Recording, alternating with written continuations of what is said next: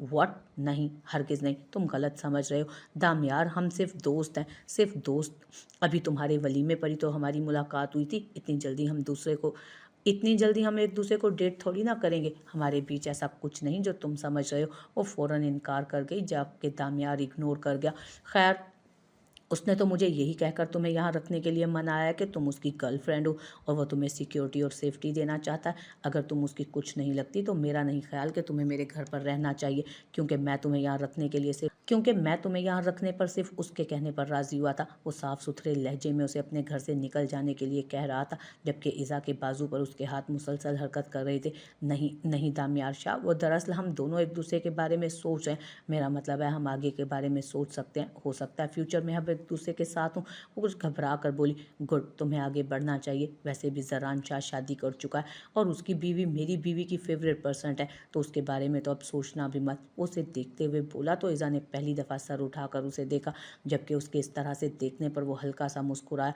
वो उसके गाल पर अपने लब रख गया और अगले ही लम्हे थोड़ा फासला बनाती वो चेहरा उससे दूर कर गई। तुम्हारे भाई की तरफ से कुछ नहीं है ईजू, बस यही लैला बनकर उसके सामने आगे पीछे घूमती रहती थी।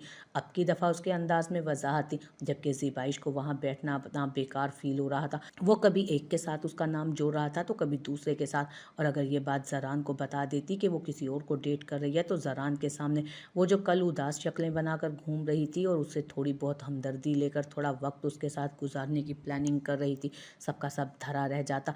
ओके गाइस, तुम लोग फिर एंजॉय करो, टेक योर टाइम, मेरा भी आज एक शूट है। और दामियार, तुम कह रहे थे कि तुम्हारे एक दोस्त मुझे मॉडल के तौर पर अपनी कंपनी में इंट्रोड्यूस करवाना चाहते हैं। हाँ, तुम्हें उन्हें थोड़ा बहुत इम्प्रेस करना पड़ेगा, थोड़ी बहुत खिदमत करना पड़ेगी उनकी। जैसा कि तुम्हें पता है कि इस फील्ड में आसानी से कुछ भी हासिल नहीं होता। तो वो उठकर जा रही थी तो दामियार एक दफ़ा फिर सेज़ा की तरफ मुतवज्जो होने लगा कि उसकी आवाज़ पर उसे देखते ज़रा गुस्से से बोला, और तुम मुझे कब दोबारा खिदमत करने का मौका दोगे? मेरा मतलब है तुम्हारी वो शैम्पू वाली एडवर्टीज़मेंट के लिए।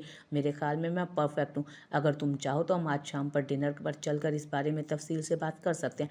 इतना फारिग बैठा हुआ नज़र आ रहा हूँ मैं तुम्हें? नज़र नहीं आ रहा मैं अपनी बीवी के साथ वक्त गुजार रहा हूँ? फजूल में दिमाग ख़राब करने आ गई हो? तुम्हें मज़ीद 2 साल तक मैं अपनी कंपनी के किसी काम के लिए हायर नहीं कर सकता, क्योंकि मेरी कंपनी के एडवर्टीज़मेंट में हर दफ़ा एक नई मॉडल होती है, एक नया चेहरा। मेरे कस्टमर्स पुराने चेहरे देख देख कर बोर हो जाते हैं, और तुम्हें मैं अपनी इस ऐड के लिए भी सिर्फ और सिर्फ अबरार के कहने पर हायर कर चुका हूँ, वरना मुझे तुम में ऐसी कोई बात नज़र नहीं आती। और दोबारा काम करने की सोच तो अपने दिमाग से निकाल ही दो। तुम अब मेरी कंपनी की किसी चीज़ में फ़िट नहीं हो रही हो। सो शिराज़ी साहब को खुश करने की कोशिश करो, हो सकता है वो अपनी किसी ऐड में एज अ मॉडल कास्ट कर लें तुम्हें। खिदमतें करो उनकी, ज़रूर फ़ायदा होगा तुम्हें। वो उसे एक उंगली से जाने का इशारा करता एक दफ़ा फिर इज़ा की तरफ मुतवज्जो हुआ। ये किस तरह की खिदमतें करती है आपकी? इससे पहले कि वो कुछ कहता, इज़ा का तड़कता भड़कता सवाल है। उसका लहजा साफ बता रहा था कि वो काफ़ी ज़्यादा गुस्से में।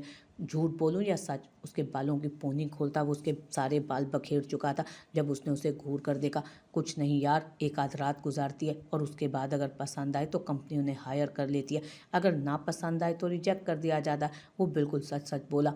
फिर तो यकीनन आपको कुछ ज़्यादा ही पसंद आई होगी, तो इसीलिए उसने आपकी कंपनी के साथ ऐड किया था, और अब वो चेहरा आपके लिए बोर हो तो दूसरी दफ़ा आप उसे कास्ट नहीं करना चाहेंगे। सिर्फ एक ऐड की हद तक वो आपकी खिदमत कर सकी। वो गुस्से से उसे घूरते हुए बोली, जबकि वो हल्का सा मुस्कुराया। मेरी नहीं, मेरे बिजनेस पार्टनर की, जो इस ऐड में इन्वेस्टमेंट कर रहा है। उसके अलावा मैं इस लड़की को ठीक से जानता तक नहीं। मेरा दोस्त है अबरार, वो काफ़ी ज़्यादा इंटरेस्ट ले रहा है इसमें और बार बार इसे कास्ट करने के लिए कह रहा था। सो बस इतना ही, वो मेरे टाइप की नहीं है। डोंट वरी यार, दामियार शाह इतना भी सस्ता नहीं। ऐसी लड़कियों को दामियार शाह कभी अपने बिस्तर पर नहीं लाता, और अब तो सिर्फ तुम ही तुम हो, दिल में, दिमाग में, आंखों में और निकाह में भी। वो उसके गिर्द अपने बाजू का हिसार बनाए बोला, जोरिश भाभी की बर्थडे है, मुझे जाना है। उसने कुछ याद करवाया, थोड़ी देर के बाद चलते हैं ना? अभी जाना है मुझे। क्यों जान छुड़वाती रहती हो मुझसे हर वक्त? कभी तो मेरे प्यार को महसूस करो, कभी तो मुझे भी अपने दिल में जगह दो। बस कर दो दामियार शाह। एक बात याद रखना, जब तक ऐसी लड़कियां तुम्हारी खिदमत के लिए हाजिर रहेंगी ना, इज़ा कभी तुम्हें मुंह नहीं लगाएगी। वो अपना आप छुड़वाती उसके करीब से उठती कमरे में चली गई थी ऊपर, जबकि वो कितनी ही देर उसे देखता रहा। जब थोड़ी देर बाद वो तैयार होकर कमरे से बाहर निकली, उसने एक नज़र उसे देखा। ये आज की रात तुम्हारी आखिरी रात होगी मेरे घर में, कल से अपना इंतज़ाम कहीं और कर लेना। ज़िबाइश खान, मेरा घर कोई कोई दारुल अमान नहीं, इतनी लंबी मेहमान नवाजी मैं अफोर्ड नहीं कर सकता। वो उसे देखते हुए बोला और फिर अपने मोबाइल पर मसरूफ़ हो गया। ज़िबाइश कितनी ही देर गुस्से से उसे घूरती रही लेकिन बोली कुछ नहीं। वो उसकी आंखों में आंखें डाले बेखौफ उसके शोर से अपनी मोहब्बत का इकरार कर रही थी, जैसे वो उसकी बीवी ना हो बल्कि कोई अनजान हो, कोई गैर हो। तुमसे एक बात कहूँ ज़ोरिश, मोहब्बत बड़ी बेरहम होती है। एक दफ़ा हो जाए तो सारी ज़िंदगी पीछा नहीं छोड़ती। जानती हो मुझे तुम्हारे शोहर से मोहब्बत कब हुई थी? तुम कैसे जानोगी? ये तो मैं खुद भी नहीं जानती। वो हल्का सा मुस्कुरा कर बोली। वो शख्स मेरे दिल में उतर गया था और मैं जानती तक नहीं थी कि कब से। बस जब से होश संभाला है तब से मैं उस इंसान से मोहब्बत करती हूँ, बेतहाशा मोहब्बत। मैं दावे से कह सकती हूँ कि जितनी मोहब्बत मैं उससे करती हूँ तुम भी नहीं करती हो। मुझे इस तरह से मत देखो ज़ोरिश, मैं बेगुनाह हूँ। मुझे इन नज़रों से मत देखो कि मैं गुनाहगार बन जाऊँ। तुम्हारे शोर से पहले वो कभी मेरा महबूब था और मैंने उसे बहुत चाहा है। हमारे नसीब में एक दूसरे का होना लिखा ही नहीं था। शायद उसके नसीब में तुम लिखी थी और तुम उसे मिल भी गई। काश वो मुझे मिल जाता, मैं भी अपनी मोहब्बत हासिल कर पाती, लेकिन शायद वो मेरी किस्मत में था ही नहीं। मैंने इस सब को किस्मत का लिखा समझकर कबूल कर लिया, लेकिन मैं उसे भुला नहीं पाई ज़ोरिश, मैं उसे नहीं भुला पाई और शायद मैं उसे कभी भुला भी नहीं पाऊंगी। वो कहते हुए फूट फूट कर रोने लगी, जबकि ज़ोरिश के पास अल्फाज नहीं थे उसका गम बांटने के लिए। वो कुछ नहीं कह पाई, बस उसे देख कर रह गई। उस औरत के लिए कुछ नहीं बोल सकती थी वो, जो उसके शोर का दर्द अपने सीने में छुपा कर बैठी थी। मेरी ख्वाहिश है कि तुम उसके साथ खुश रहो, हमेशा खुश रहो, लेकिन मुझे ये मत कहना कि मैं उसे भूल कर आगे बढ़ूँ। ये मेरे बस से बाहर है, मैं नहीं भुला सकती उसे। मैं मोहब्बत करती हूँ उससे और मोहब्बत कभी नहीं भुलाई जा सकती। वो मेरे लिए मेरी पहली और आखिरी ख्वाहिश है जिसे मैं कभी हासिल नहीं कर पाई, लेकिन उसे भूल भी नहीं सकती। मोहब्बत ऐसा दर्द है ज़ोरिश के सारी ज़िंदगी महबूब के इशारों पर नाचने पर मजबूर कर देती है। मुझे बस कोई ये कहे कि तुम्हें सारी ज़िंदगी बारिक के कदमों में बैठना है तो मैं हंसी खुशी बैठी रहूं, लेकिन कोई मुझे ये कहे कि बारिक को छोड़कर किसी और के नाम पर हो जाओ तो ये मैं नहीं कर सकूंगी, कभी भी नहीं कर सकूंगी। वो उसके सामने खड़े रोए जा रही थी, जबकि ज़ोरिश बिल्कुल खामोश थी। कुछ था ही नहीं कहने को।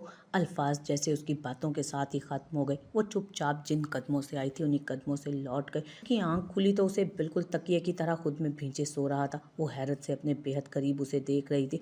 ये इसके इतने करीब कैसे आ गया? उसने तो रात इतनी बड़ी दीवार बीच में खड़ी की थी ताकि उसके पास ना आ सके, लेकिन वो तो उसके बेहद करीब था, बल्कि वो तो उसकी सांसों की खुशबू तक को महसूस कर पा रही थी। छोड़ो मुझे, मैं कहती हूँ छोड़ो मुझे, इस तरह मेरे इतने करीब नहीं आ सकते आप। वो अपने आप को छुड़वाने की हर मुमकिन कोशिश करते बोली, जबकि खुद को खुद मज़ीद कैद होता महसूस कर रही थी। क्यों क्यों छोड़ूं तुम्हें? बीवियों को ऐसे ही पकड़ के रखा जाता है और शायद तुम भूल रही हो कि तुम मेरी बीवी हो और तुम इन फ्यूचर मुझसे कभी भी तलाक नहीं चाहती। वो जैसे उसे कुछ याद करवा रहा था। हाँ ये सच है कि मैं इन फ्यूचर आपसे तलाक नहीं चाहती, लेकिन ये जो आप कर रहे हैं ये भी मैं कुछ नहीं चाहती। वो अपना आप छुड़ाने की कोशिश में हलकान हो रही थी। अगर तुम ये सब नहीं चाहती तो मैं तुम्हें रख कर अपने गले में गोल्ड मेडल डलवाऊंगा क्या?